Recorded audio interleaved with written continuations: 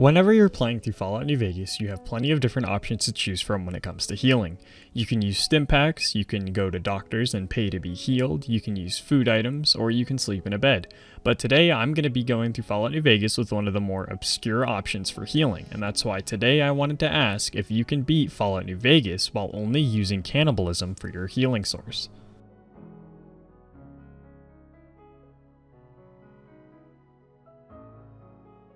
I have no idea why, but I decided to name my character Crunchy, and then made them the saddest man known to exist because I thought it would be kind of funny. For specials, I focused mostly on endurance so that I wouldn't have to heal as often, intelligence, and perception because I kind of wanted to use energy weapons this run to make it a little more difficult, and I'll explain that more later. For tag skills, I went with energy weapons, repair, and speech. For traits, I went with good-natured and skilled, and then headed out into Goodsprings. I was going to do a couple quests around here just for some experience since I didn't have cannibalism yet, which meant that I couldn't heal. As for the energy weapons thing, I think it makes the game a little bit more difficult if I end up disintegrating half of the people that I try to eat.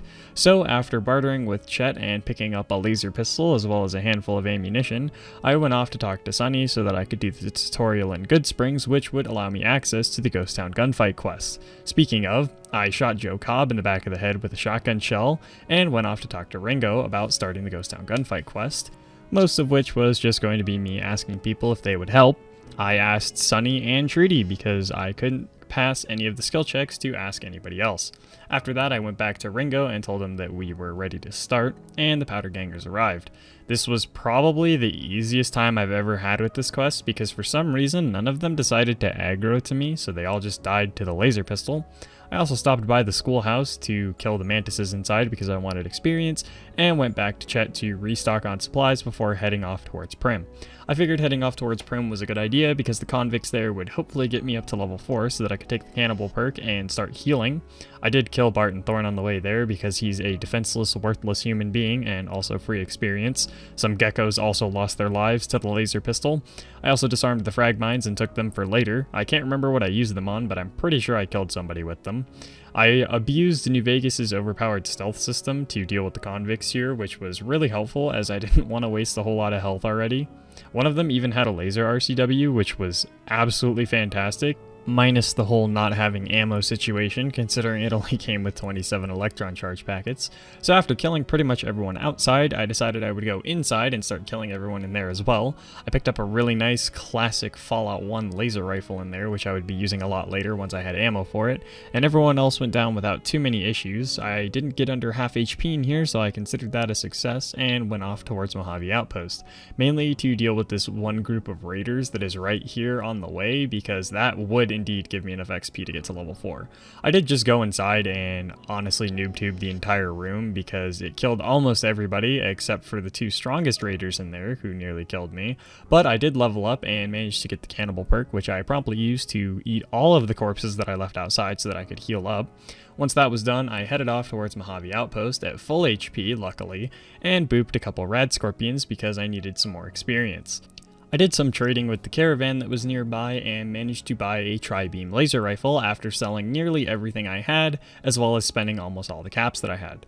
I then went back to Goodsprings and headed off towards Hidden Valley, where I got into a fight with a couple powder gangers. I missed a lot of shots here because I didn't have high gun skill, so I swapped back to the laser pistol to clear out the rest of them.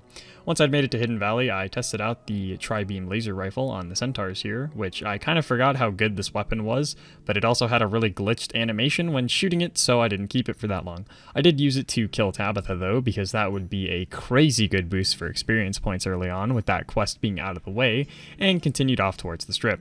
I did try to fight some more raiders on the way there, but it didn't go as planned because some NCR troopers decided to interrupt me randomly, so I made them lose their lives because they deserved it for bothering me while I was trying to gain experience. I of course got instant karma by getting my arm blown off by a grenade.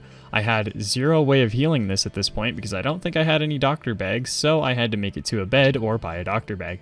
I went over to the gun runners and started stocking up on some random assorted weapons, armor, and ammo before heading over to the Silver Rush so that I could finally get some good energy weapons and ammo. I managed to steal a plasma caster here, as well as stock up on plenty of ammo for it. The plasma caster wasn't a great option. I got rid of it pretty soon after because I didn't have high enough strength skill to use it properly, so it swayed a lot and was not really accurate, and I didn't feel like using it. I did test it out on Old Ben though, before making it to the strip.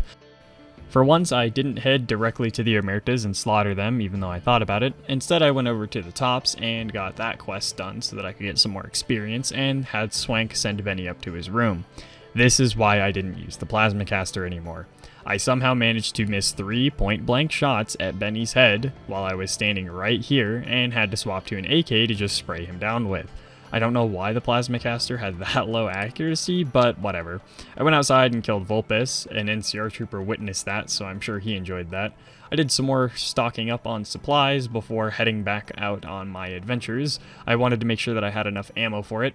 Once I was done though, I saw a dog that was trapped in the floor, which kind of made me depressed. I'm not sure what happened here, but it was kind of funny to witness. I also killed a random person on my way over towards the boomers and decided to eat them. They had a frying pan for a weapon, and that gave me an idea for a future run. There will 100% be a New Vegas with only a frying pan run eventually. I did get into a scuffle with a bunch of fiends that had some pretty good weapons and got down to a little under half HP, but there were enough corpses around here to heal me up pretty good.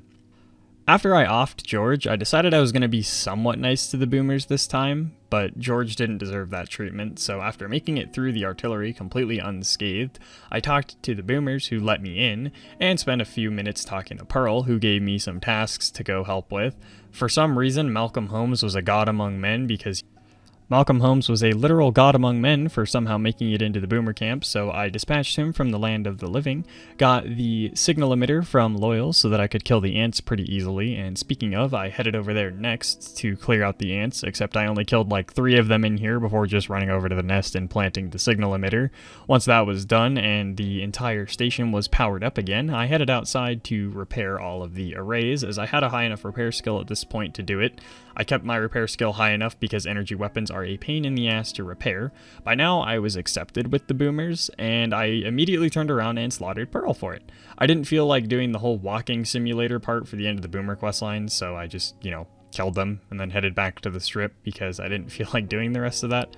But with that out of the way, I headed over towards the Lucky 38 so that I could finally talk to Mr. House and deliver the Platinum Chip, as well as sit through my favorite video of him upgrading the Securitrons. Mostly I just run away and go do something else while this is playing out, kind of like Kellogg's Memories.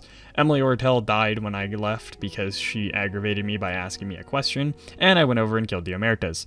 Yeah, they didn't die early on, but I will be damned if I let them survive in a playthrough. I'll do one of their quests eventually, but the boomers were the only ones that deserved, not being murdered this time. Also, after getting jump scared by that group of Legion assassins and mercenaries, I just carpet bombed the absolute shit out of them while they were fighting amongst themselves. I was actually pretty lucky that they decided to fight each other instead of me, so I headed off towards Nipton to deal with Oliver Swanwick, but not before killing some raiders on the way there and eating their corpses. The ones that I didn't burn with the laser rifle. I did kill Oliver Swanwick as well as boxcars while I was here, and then a prospector annoyed me with her existence, so I shot her in the head with a 44 Magnum, and her friends didn't like that, so they had to get noob-tubed with the grenade launcher that I found. Not even the Brahmin was safe from this. Over by Camp Searchlight, I didn't do a whole lot. Normally I take the route directly through the center of town, but this time I just killed a couple ghouls, including a glowing one, which was kind of terrifying as I missed a lot of shots at close range. Once I'd made it to Cottonwood Cove, I planned on killing the entire Legion, but I ignored that because I didn't feel confident enough in my ability to kill them all without dying multiple times and wasting most of my supplies, plus I couldn't heal. So I just ran through the weather station, killing all the robots inside, upgrading the Securitrons, and then heading back to Goodsprings so that I could recycle my used up energy rounds as well as convert the ones that I needed. For some reason I forgot to kill Loyal when I killed Pearl, so I had to head back and do that, and then go back to Mr. House and talk to him for my next assignment. Boy oh boy, it's time for the fun part, dealing with the Brotherhood. This actually wasn't too bad. The Brotherhood went down pretty quickly since I had a grenade launcher, and then most of them dropped me a Gauss rifle. And with my energy skill pretty much maxed out at this point, I was able to kill pretty much everybody instantly with 1 or 2 shots from the Gauss rifle. I did use my other weapons here though. I ended up having a high enough science skill here with a magazine to hack the terminal and turn the turrets on the rest of the Brotherhood members, which made clearing this place even easier. So by the time I made it to the second floor and killed pretty much everyone that was, important and looting pretty much anything that I could along the way, I got a ridiculous amount of microfusion cells on my way there and blew up the bunker. I also managed to overcharge all of them, so I had enough ammo for pretty much the rest of the run, and I'm hoping the DLCs. I can only think about how good Dead Money would be with this challenge, or even Lonesome Road with the amount of shit that you have to kill and damage you have to take. But after eating the ass of some great cons while I let the Securitrons deal with most of the Legionnaires here, I kept progressing my way through the dam. I did pick up some more grenades before I got there though, so I dealt with pretty much everything there with explosives, other than, inside when I couldn't use that. Now that was time for the laser RCW, which absolutely ripped through the two NCR heavy troopers. They didn't stand a chance. I disintegrated a couple more Legionnaires inside, powered up the dam, and then fought my way over towards the Legate's camp. The Securitrons pretty much took care of all the Legionnaires for me. That's, normal. The guards inside were basically 1 or 2 shots each. The Legate was also a pushover. I planned on using VATS, but I kind of forgot I was out of AP when I got up there, and he almost died in about 5 seconds from me and the Securitron. Something weird, though, was a random friendly Legionnaire. I'm not sure why he was here, why he was friendly, and why he didn't despawn, but after General Oliver arrived and I expected to fight the NCR, I was hoping that my Legionnaire buddy would be alive after me and the Securitron swept the floor with everyone. Yeah, he was not. He died. I made a power play by eating General Oliver's corpse right in front of Mr. House and proved that you can beat Fallout New Vegas with only cannibalism as your main healing source. As always, thank you guys so much for watching. I hope you guys enjoyed. As always, leave suggestions in the comments below. Feel free to check out the Patreon if you feel like supporting the channel that way, and I hope you guys have a wonderful rest of the day. Honestly, thank you guys so much for the support lately though. You guys have been absolutely killing it. We've gained nearly 400 subs in 1 month thanks to you guys.